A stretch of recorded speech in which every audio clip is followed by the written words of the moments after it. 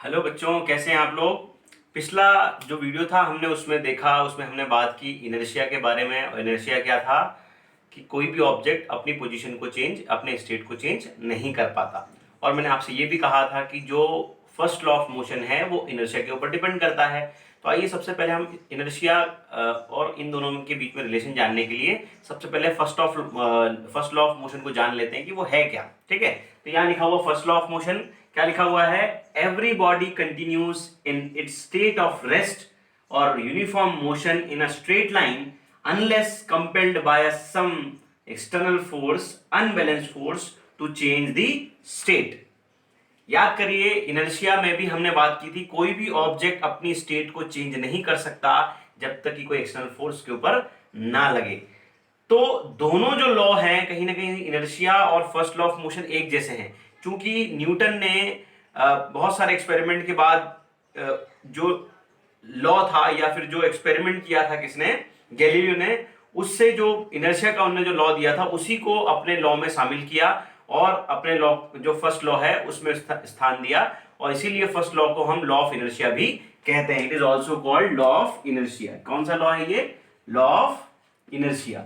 इसलिए कहते हैं क्योंकि ये इनर्शिया को डिफाइन करता है। किसको डिफाइन करता है? इनर्शिया को। मतलब जो लॉ ऑफ इनर्शिया है वही फर्स्ट लॉ ऑफ मोशन है। ठीक है, तो कहीं ना कहीं ये लोग क्या कह रहा है कि भाई कोई भी ऑब्जेक्ट तब तक रेस्ट में रहेगा तब जब तक कि उस पर कोई एक्सटर्नल फोर्स ना लगे, या कोई ऑब्जेक्ट लगातार यूनिफॉर्म मोशन करता रहेगा जब तक कि कोई उसके ऊपर एक्सटर्नल फोर्स ना लगे। आइए इसको थोड़ा सा और समझते हैं। याद करिए, जब हमने फोर्स के बारे में पढ़ा था, किसके बारे में पढ़ा था? फोर्स के बारे में पढ़ा था। तो मैंने आपसे कहा था कि किसी ऑब्जेक्ट का स्टेबल होना या उसका यूनिफॉर्मली चलना वो किस कारण से होता है? बिकॉज ऑफ उसके ऊपर एक फोर्स लगता है जो कि होता है बैलेंस्ड फोर्स। कौन सा फोर्स होता है? Balanced force. आइए इस ऑब्जेक्ट के बारे में वापस बात करते हैं कि सपोज करिए ऑब्जेक्ट रखा हुआ है किसी सरफेस के ऊपर, यदि किसी टेबल के ऊपर रखा हुआ है। ठीक है, एक टेबल के ऊपर रखा हुआ है एक ऑब्जेक्ट।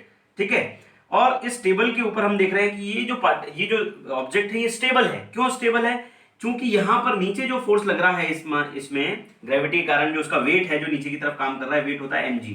ठीक है, और ऊपर की तरफ एक नॉर्मल रिएक्शन काम कर रहा है जिसे n से डिफाइन करेंगे या r से डिफाइन करेंगे। ठीक है, तो ये जो नॉर्मल रिएक्शन लग रहा है ये दोनों फोर्स क्या होते हैं? बराबर होते हैं। इसीलिए एक बैलेंस्ड फोर्स हो जाता है ना। दोनों तरफ से बैलेंस्ड जो फोर्स बराबर होते हैं तो उसे क्या बोलते हैं? Balanced force. तो चूंकि इसके ऊपर एक बैलेंस्ड फोर्स काम कर रहा है इस वजह से ये काय में है? रेस्ट में है।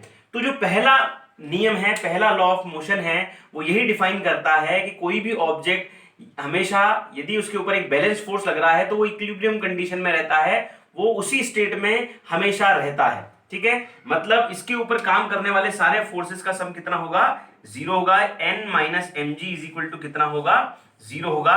या हम कह सकते हैं net force on an object is always equal to zero. इसको हम ऐसा लिख सकते हैं, when the net force on an object is zero, then it will not change its state of rest or motion।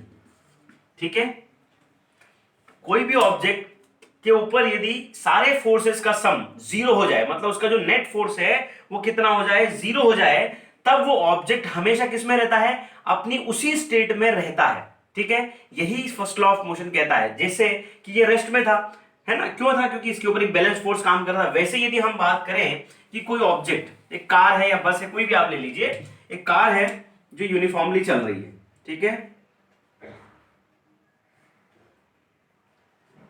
Car है जो uniformly चल रही है with a velocity of 50 kilometre per hour हम ले लेते हैं। ठीक है, 50 किलोमीटर पर आवर की स्पीड से लगातार चलती जा रही है, मतलब उसकी वेलोसिटी में कोई चेंज नहीं आ रहा है। मतलब उसके ऊपर लगने वाला एक्सटर्नल फोर्स कौन होगा भाई? ये तो एयर रेजिस्टेंस होगा, और जो आपका जो फ्रिक्शन है, और ये जितने भी फोर्स नॉर्मल, जितने भी फोर्स उसके ऊपर काम कर रहे हैं वो, और उस गाड़ी के द्वारा लगाए जाने वाला फोर्स क्या हो गया? एक बैलेंस फोर्स बना रहा है, इसलिए लगातार वो यूनिफॉर्मली चल रहा है। यदि सोचिए कि एक्सटर्नल फोर्स के ऊपर ज्यादा होता तो उसकी वेलोसिटी क्या हो सकती थी? कम हो सकती थी, है ना। लेकिन उसकी वेलोसिटी कम नहीं हो रही है। इसका मतलब ये है कि वो यूनिफॉर्म चल रहा है, और यूनिफॉर्म इसलिए चल रहा है क्योंकि उसके ऊपर लगातार बैलेंस्ड फोर्स है।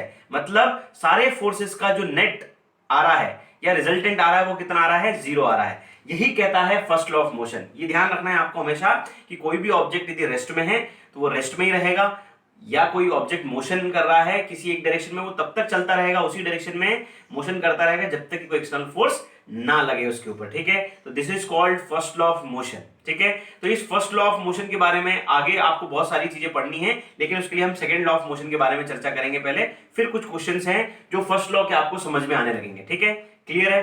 तो यहां पर हमने बात की फर्स्ट लॉ ऑफ मोशन की, जो क्या डिफाइन करता है कि कोई भी ऑब्जेक्ट यदि रेस्ट में है तो वो रेस्ट में रहेगा, यदि कोई ऑब्जेक्ट मोशन में है तो मोशन में ही रहेगा जब तक कि कोई एक्सटर्नल फोर्स के ऊपर अप्लाई ना किया जाए। ठीक है, तो आगे हम बात करेंगे सेकेंड लॉ ऑफ मोशन की, और सेकेंड लॉ ऑफ मोशन को समझने के लिए हमें एक बहुत इंपॉर्टेंट चीज पढ़नी पड़ेगी, वो हम अगले वीडियो में देखेंगे, इसलिए ध्यान से देखिए सारे वीडियोस।